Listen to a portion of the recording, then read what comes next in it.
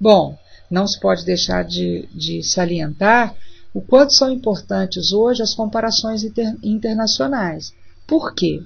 Por que comparar países ditos países em desenvolvimento com os países subdesenvolvidos ou desenvolvidos?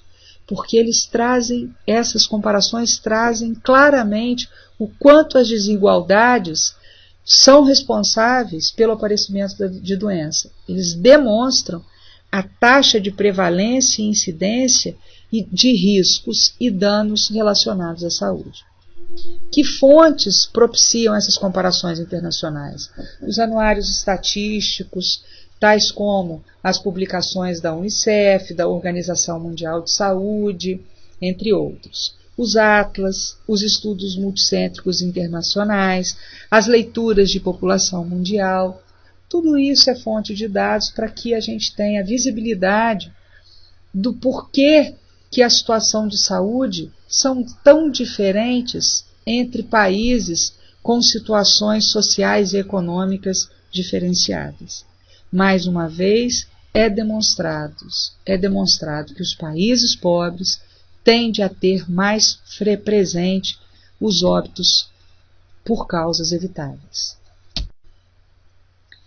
Existem, porém, algumas limitações para que esses estudos comparativos sejam realizados. O primeiro deles é o sistema local de saúde, como, por exemplo, países que não ofertam acesso à saúde, o sistema de saúde não vai ter a visibilidade da situação diagnóstica geral da coletividade. E aqueles que ofertam saúde para todos pode ter uma leitura mais exata do cenário de saúde da localidade. A qualidade dos serviços em termos diagnósticos. Por vezes, algumas localidades apontam uma incidência diferenciada de doenças porque ele tem acesso a uma qualidade de diagnose ou de exames para consolidação de diagnóstico melhor do que outros locais. A falta de uniformidade nas definições de casos, por exemplo, se a gente pega alguns países que fazem leitura de doenças infecciosas e que já têm acesso à leitura sorológica, por exemplo, vai ter um diagnóstico diferenciado daquele que só fecha o diagnóstico pelas características clínicas. Porém, cabe ressaltar que na leitura da distribuição de morbidade entre os países, percebe-se que existe uma diferença real de adoecimento quando comparado os países desenvolvidos com os países subdesenvolvidos. Nos desenvolvidos, as doenças crônicas degenerativas são mais frequentes, porque elas estão mais associadas com as questões da modernidade, o estresse, a poluição, o ritmo de vida acelerado, e nos subdesenvolvidos nós temos as doenças infecciosas mais presentes, porque você tem estados nutricionais mais deficitários, o que gera queda de imunidade na população, bem como a falta de saneamento básico, que pode também ser um fator causal para o aparecimento das doenças infecciosas. E as comparações nacionais? Como que as comparações nacionais se dão? As fontes de dados para essas comparações nacionais é a utilização das estatísticas vitais, que são as estatísticas de nascimento e de morte, as estatísticas de notificação de doenças, as pesquisas de número de casos de adoecimento, que são as pesquisas amostrais de prevalências, as estatísticas demográficas, ou seja, aonde se concentra a população idosa, aonde se concentra a população infantil, não é isso? E como que se dá essas comparações no Brasil? Viabiliza a comparação entre as unidades da federação, ou seja, entre os estados, entre as grandes regiões sudeste, nordeste, centro-oeste, norte, sul, como outras formas de comparação, como, por exemplo, a comparação entre municípios. E o que se percebe no Brasil dessa distribuição de doenças e de mortalidade? Percebe-se que doença e morte está intimamente relacionado com a distribuição de riqueza nesse país. Percebe-se que a forma de morrer e de adoecer nas áreas urbanas é diferente das áreas rurais. Cabe aqui salientar a diferença de área urbana para a área rural. Cada localidade, na realidade, tem um critério. No Brasil, a área rural é aquela que se distancia dos recursos da cidade, tais como hospitais, escola, comércio. E tem localidades, por exemplo, tem países que classificam rural e urbano pelo quantitativo de população. É preciso saber ou entender que nem sempre a gente consegue ter uma tradução exata do que acontece com a saúde da população que reside em área rural. Por que isso? Pela disponibilidade de dados e de informações que nós temos dessas localidades. Até porque esses locais ficam distantes da cidade. E aí a população pode ter dificuldade de acesso. Por isso, e isso, na realidade, é uma das justificativas que geram situações de doença e morte diferenciadas entre áreas rurais e urbanas no Brasil. Como se realizam essas comparações locais? A partir da utilização de mapas e demarcações nesses mapas dos eventos relacionados à saúde e à doença.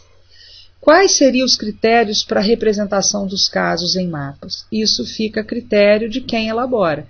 Pode ser em números absolutos, pode ser em frequências.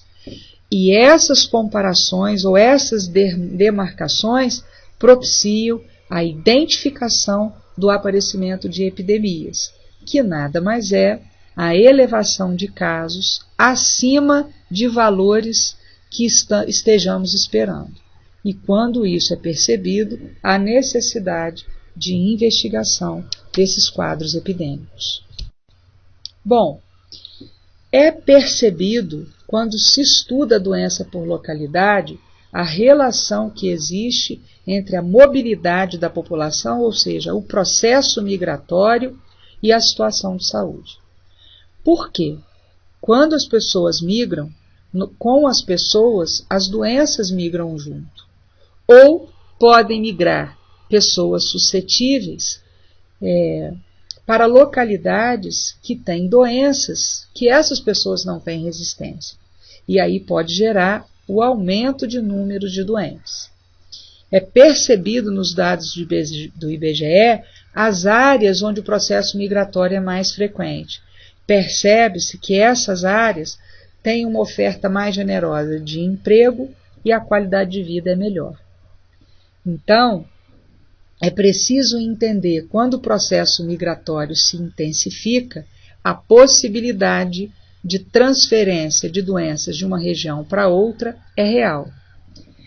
Quais foram os principais movimentos migratórios que nós tivemos no Brasil?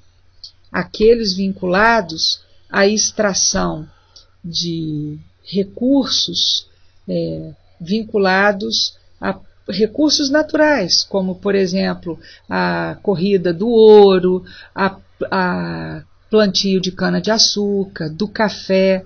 E esses movimentos migratórios, na realidade, geraram disseminação de quadros epidêmicos e endêmicos.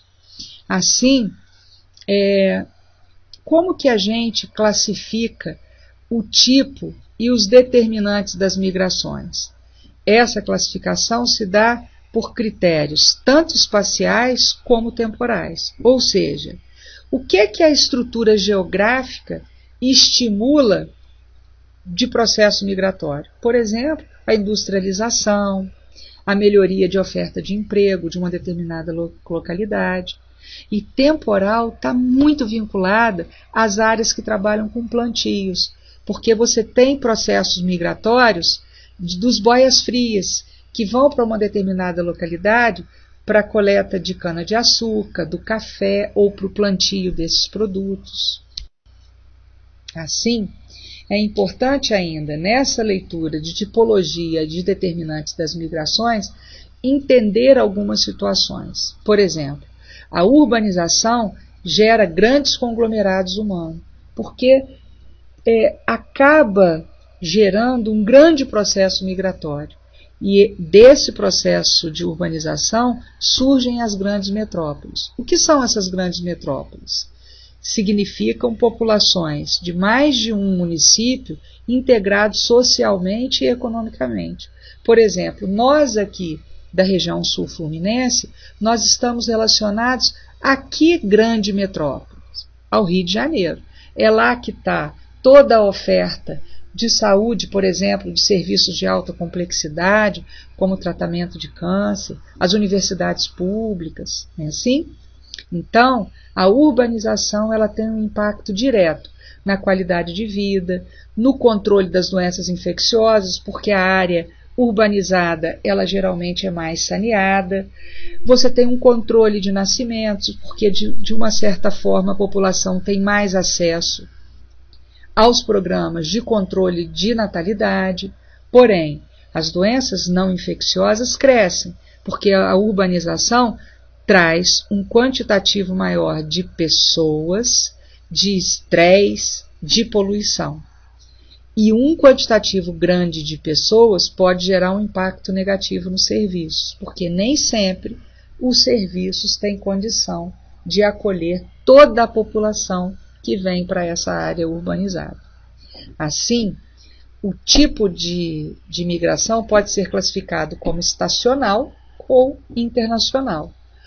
Todo o processo migratório, na realidade, é gerado na busca de melhorias de qualidade de vida da população. E com o processo de migração é possível o aparecimento de doenças, porque um processo migratório pode entrar nos focos naturais de infecção, como, por exemplo, na época da construção de Brasília, que nós entramos no foco da febre amarela. E assim, disseminar doenças por conta desse processo migratório. E, por fim, como interpretar essas variações geográficas? Primeiro, o acaso pode justificar o aparecimento dessas diferenças regionais de adoecimento, ou seja, algum motivo pode ter, mas nem sempre a gente consegue identificar. Mas a forma mais utilizada para se entender as diferenças de adoecimento regionais é o viés metodológico, ou seja, a forma de comparar os casos e a população. Essa comparação viabiliza a explicação causal ou etiológica, porque é possível encontrar justificativa nas variáveis de pessoas de uma localidade ou nas diferenças do meio ambiente, sendo que o meio ambiente demonstra que as suas características de fauna, de flora, de poluição pode gerar o adoecimento.